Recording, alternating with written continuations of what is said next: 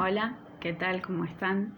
Mi nombre es Ángeles Blanco, soy periodista cultural, colaboro en la sección Cultura de un diario de Montevideo, Uruguay, que se llama La Diaria. Tengo casi 20 años de experiencia periodística, colaborando siempre en medios de prensa de mi país y siempre en periodismo cultural. He dado muchos años clases de periodismo cultural en la Universidad de la República. Y bueno, inauguro este canal, que ustedes verán que es muy artesanal y que lo que pretende, se podrán dar cuenta a partir del título, que es la reseña. Lo que pretende es, de alguna manera, compartir un poco sobre los temas que vengo trabajando y que publico en prensa, como un modelo alternativo y como para poder dialogar, ¿no? Y establecer un diálogo con personas de otros lugares y bueno, todos interesados en los mismos temas, que en este caso va a ser la literatura desde sus distintas vertientes, distintos autores, distintos libros. En este caso concreto voy a hablar de una autora que es una de las grandes voces de la poesía del siglo XX, ¿no? Poeta estadounidense, una poeta maldita, ¿no? Dado su trágico final. Hablamos de Sylvia Plath. En este 2023 se cumplen 60 años de su muerte en Londres, en un invierno muy frío, el más frío que se hubiera registrado en esa ciudad desde 1813. Y que bueno, que había nacido en Boston, que había sido una brillantísima estudiante de literatura, que había ganado becas, reconocimientos de todo tipo. Cuando decide continuar sus estudios y gana una beca para estudiar en Cambridge y seguir allí sus estudios, conoce al poeta Ted Hughes, un gran poeta inglés, pero la relación que va a haber entre ellos va a ser trágica, ¿no? Fue un matrimonio desigual, ¿no? Desequilibrante también para Sylvia Plath, en la medida en que su rol prontamente se vio reducido al de madre y esposa. Lo que se da en Plath, podríamos decir, es una coyuntura particular que tuvieron que vivir las mujeres en ese medio siglo, ¿no? Entre los fines de los años 50 y principios de los 60. Yo lo trabajo en este artículo que publica en La Diaria, dejo el link aquí abajo. Y es que si bien la revolución sexual ya estaba muy pronta, ¿no? Era casi inminente, se iba a dar en los años 60, a expensas de la píldora anticonceptiva, todavía persistían ciertos estereotipos muy arraigados vinculados a la mujer, ¿no? Estereotipos que perduran hasta el día de hoy, algunos, ¿no? Y en el caso de Sylvia, ser una poeta brillante, ser una docente brillante, ser una intelectual brillante, no le alcanzaba. Ella también quería tener una familia, quería tener un marido, unos hijos, y ¿por qué no? ¿Verdad? O sea, si los hombres podían tener carrera y podían tener familia, Sylvia también lo quería, pero evidentemente no lo pudo lograr. Compatibilizar eso fue muy pesado para ella. Entonces, bueno, no voy a entrar en detalles sobre su final porque son tristes y porque han corrido ríos de tinta realmente sobre ese tema. Y simplemente decir el detalle de haber dejado antes de quitarse la vida leche y sándwiches o galletas, ¿no? También se dice por allí en la mesa de luz de sus hijos, habla de una situación, habla de una madre, dice muchas cosas, ¿no? En ese sentido. Pero bueno, para no meternos en la cosa biográfica y hablar finalmente de lo que importa, que es su obra, podríamos decir que, bueno, tenemos por un lado su poesía, ¿no? Ella es más conocida por su vertiente poética, donde hay dos poemarios que bueno, son sus dos poemarios, digamos, ¿no? El primero es El Coloso, que se publica antes de fallecer, y después tenemos Ariel, que es el poemario póstumo y que fue cercenado bajo criterios de dudosa autoridad, podríamos decir, ¿no? Por Ted Hughes, o sea, por su ex marido, que se encargó un poco de controlar su obra desde el momento de la muerte de Plath. Hay algunos poemas que son paradigmáticos. Soy vertical, por ejemplo, ¿no? Donde se habla de la posibilidad de un descanso final y en ese descanso ser una con la naturaleza. Hay otro de sus poemas emblemáticos que es Tulipanes, que describe un momento de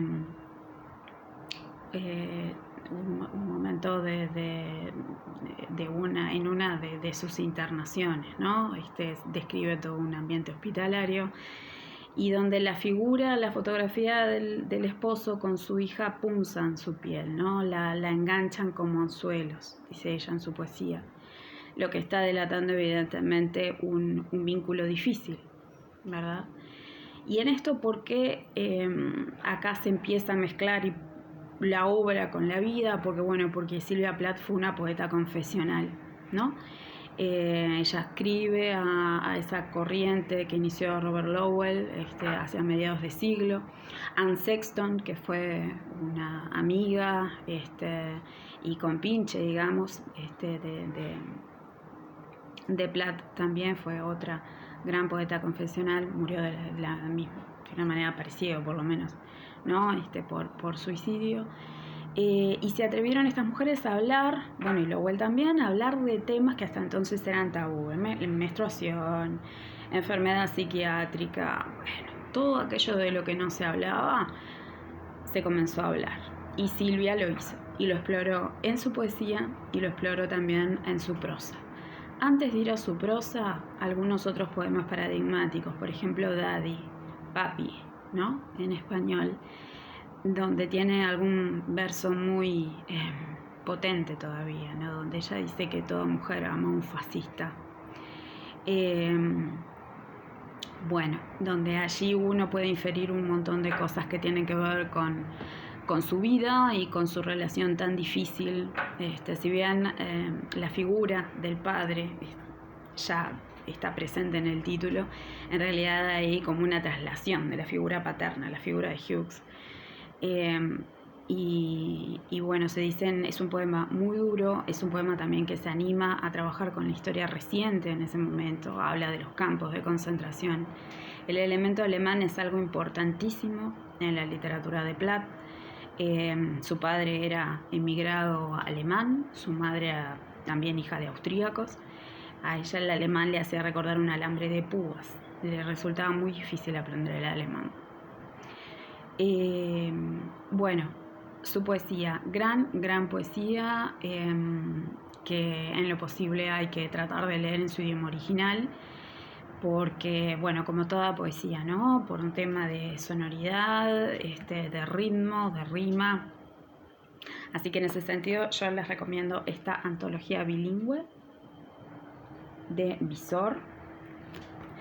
Esta es una cuarta edición que creo que es del año 2020 o 2021, algo así. Es excelente en realidad.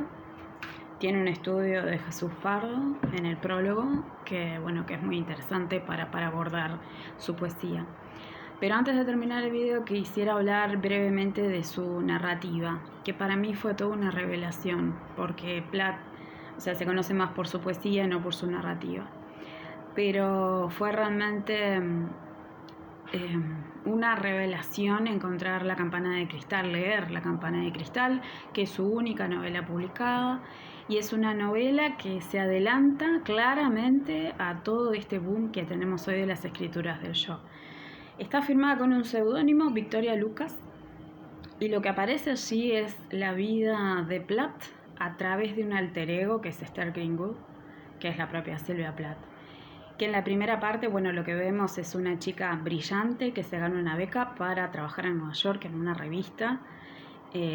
Sylvia Plath había trabajado en Mademoiselle, le había pasado exactamente lo mismo, había ganado una beca para trabajar en Nueva York, vive en un edificio con otro montón de chicas, conocen gente interesantísima, pueden ir a la sede de la ONU, tienen una vida espectacular, viven de fiestas, o sea, y recepciones, y sin embargo, algo no anda bien, ¿no? Esther tiene una suerte, como sufre una especie de spleen, digo yo en la nota, ¿no? Parafraseando un poco, recordando un poco, evocando a Baudelaire. Porque se pregunta por qué todo eso, por qué no puede disfrutar de todo eso, por qué todo esto por lo que había luchado tanto ya no tiene sentido para ella. Está como encerrada en una campana de cristal. Ve a los demás cómo se mueven y lo que hacen, sin embargo ella no puede disfrutar de todo eso que ella había logrado. La segunda parte de la novela habla de un tema fundamental en la vida de Plath, que es la administración de electroshocks que ella sufrió, ¿no? Como paciente psiquiátrica, de una manera muy mal administrada y muy brutal. Es una experiencia que ella describe claramente en su libro.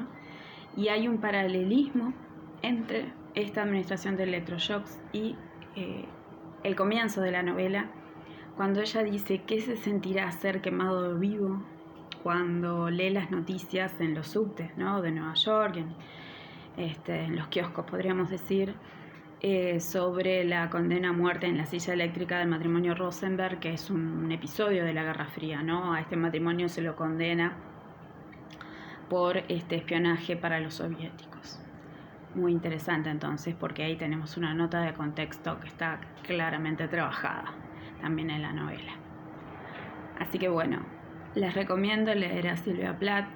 Es una gran voz de la literatura del siglo XX. Al margen de su historia personal, que fue trágica y durísima, hay que leerla. Hay que reivindicar las voces de las mujeres que de alguna manera fueron silenciadas. Y bueno, y en el caso de Silvia lo fue, en la medida que no pudo compatibilizar vida personal con su obra, digamos, y con su trabajo intelectual, y en la medida que mucho de su trabajo fue cercenado, ¿no? Por su propio ex esposo. Así que hay que animarse a leerla, lo van a disfrutar. Es una literatura dura, honesta, salvaje, gran literatura que hay que conocer. Así que bueno, espero comentarios de todos ustedes y nos vemos la próxima.